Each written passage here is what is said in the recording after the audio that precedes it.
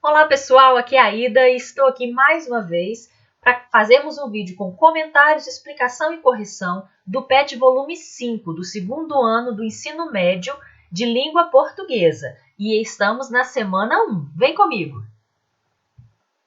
Bom, continuando a falar sobre literatura, a gente introduz aqui a atividade do PET com um parágrafo. Vamos ler. Olá galera, chegou mais uma etapa de estudo, vamos juntos?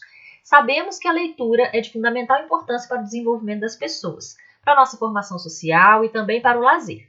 Nesse pacote, os mais variados aspectos, que vão desde a linguagem, passando pela sensibilidade, pela emoção, até a criticidade e o exercício da reflexão, que são fundamentais para as diferentes aprendizagens. Através das diversas leituras que realizamos, nos apropriamos de um vasto conhecimento sobre diferentes lugares, descobrimos um novo mundo de culturas e saberes, muitas vezes sem fisicamente sairmos do lugar.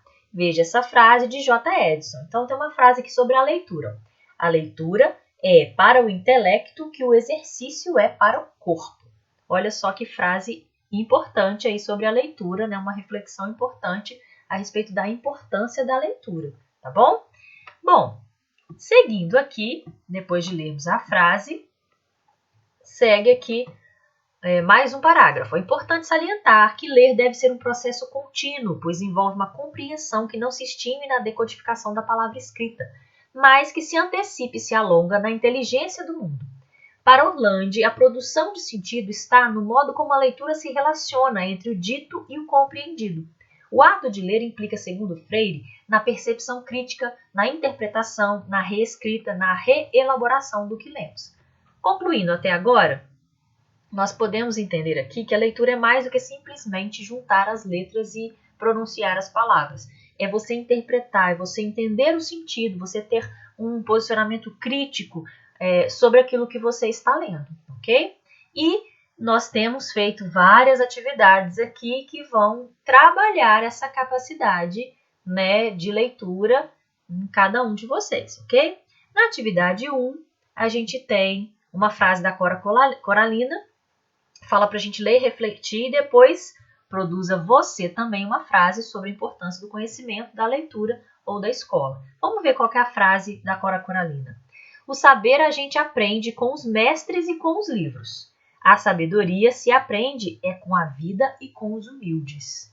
Então, uma outra reflexão bem legal aqui da Cora Coralina também, Bom, essa atividade não tem resposta porque é uma resposta pessoal. Você vai elaborar a sua resposta. Você vai produzir uma frase falando sobre a importância do conhecimento, da leitura ou da escola. Você pode escolher aí qual dos três você quer mencionar na sua frase ou se quiser falar dos três. Então, pensa aí para você qual a importância da leitura, do conhecimento, da escola e elabora uma frase aí que possa trazer uma reflexão sua sobre isso, tá bom? Seguindo, então, continuamos agora falando da literatura. O ensino de literatura está integrado à área de leitura e dos estudos de gêneros discursivos. Por isso, dialoga com resenhas, sinopses, síntese, reportagens, ensaios, entre outros que falam sobre a literatura e que são imprescindíveis para você, esse jovem leitor do ensino médio, compreender alguns aspectos que são teóricos em relação à forma de o autor dizer as coisas do jeito que diz, pois somente ele sabe o efeito de sentido que deseja provocar nos seus leitores. Por exemplo, Machado de Assis escreveu assim o início de seu livro Memórias Póstumas de Brás Cubas. Olha lá como que o Machado introduz aí o seu livro.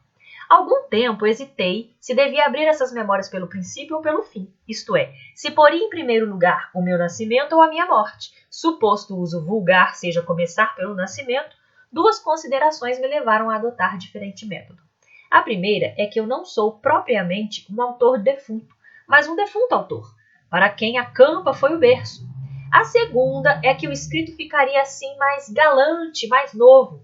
Moisés, que também contou a sua morte, não a pôs no introito, mas no cabo, diferença radical entre este livro e o Pentateuco. Então, o Machado aqui sempre muito criativo, ele escreve esse livro Memórias Póstumas de Brás Cubas, e nesse livro o narrador é o próprio Brás Cubas que está falando, toda a história que ele está contando é depois de morto, por isso Memórias Póstumas, ok? Então, aqui o Machado faz aqui uma reflexão no início da história, tá bom? Tem algumas palavrinhas que eu marquei aqui que vocês vão poder pesquisar, né, o significado dessas palavras, caso você não conheça. E se tiver mais alguma palavra que eu não marquei, que você não conhece o significado, tem uma questão lá na frente que vai falar para você buscar no dicionário esses significados, ok? Vamos então às questões. Atividade 2. Após a leitura do trecho acima do livro Memórias Póstumas de Brás Cubas, de Machado de Assis, responda as questões. Qual das justificativas apresentadas pelo autor lhe pareceu mais interessante para iniciar a escrita do livro pelo fim? Quais são as justificativas? Essa daqui, ó. A primeira é que eu não sou propriamente um autor defunto, mas um defunto autor, para quem a campa foi o berço. A campa é a sepultura, tá, gente? Para quem a sepultura foi o berço. E a segunda é que o escrito ficaria assim mais galante, mais bonito, mais charmoso, né? E mais novo. São essas duas as justificativas. A pergunta é qual pareceu mais interessante para você. Então eu não vou responder, você é que vai responder. Eu te ajudei a localizar as justificativas lá no texto. Você pode responder aqui qual das duas você achou mais interessante, tá bom? Qual o motivo de Moisés fazer parte desse início da escrita do livro Memórias Póstumas de Brás Cubas, de Machado de Assis? Nós vimos lá que ele fala do Pentateuco, ele fala de Moisés. Por que ele cita Moisés? O narrador faz uma comparação entre ele e Moisés, pois neste livro Brás Cubas fala sobre sua morte.